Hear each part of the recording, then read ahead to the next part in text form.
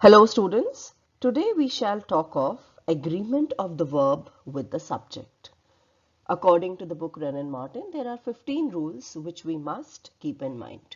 So without much ado, let us just begin. Now rule number 1 says the verb must agree with its subject and number.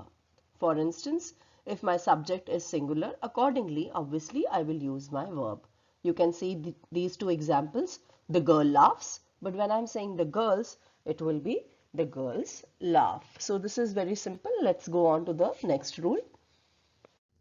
Now when two or more singular nouns or pronouns are joined by and, they would require a plural verb. Let us see some examples here. Gold and silver are precious metals. Fire and water do not agree. Mom and dad love us. My sister and I are going on a vacation to Switzerland. So if they are two or more singular nouns or pronouns joined by and will definitely require a plural verb. Now rule number 3 says if the nouns suggest one idea to the mind or they refer to the same person or thing, the verb will be singular. For instance, honor and glory is his reward. Time and tide waits for no one. My friend and philosopher has arrived. Bread and butter is his only food. So these nouns suggest one idea. Now, there is an exception.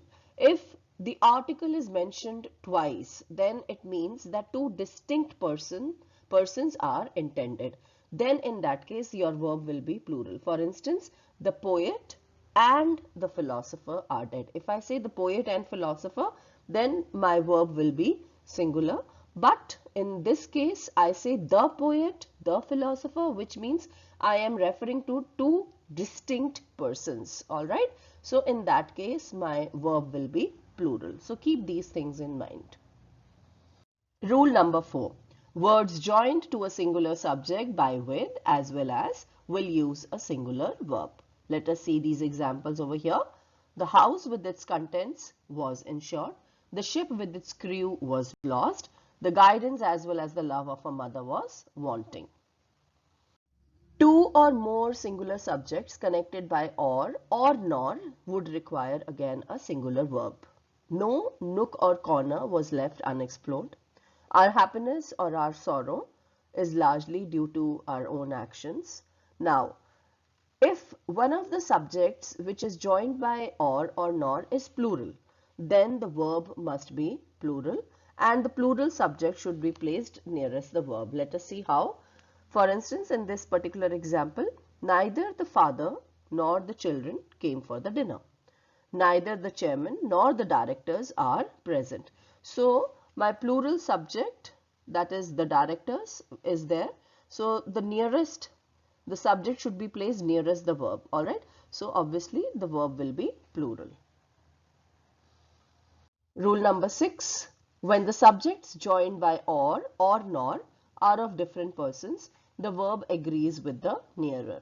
For instance, either he or I am mistaken, neither you nor he is to blame.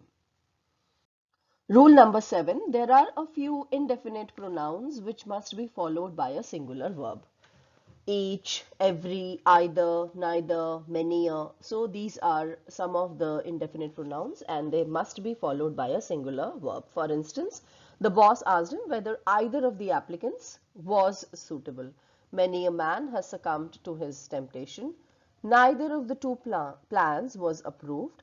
Each of the girls was given a bouquet. Every one of the boys loves to write. Now, when two nouns are qualified by each or every, although joined by and, they would require a singular verb. This is your rule number 8. Examples: every boy and every girl was given a gold medal. Each day and each hour brings us a new message. Every man and every woman was welcomed. Rule number 9. A collective noun takes a singular verb. Examples: the fleet has set sail. The crew was large. The library is magnificent. The committee has issued its report.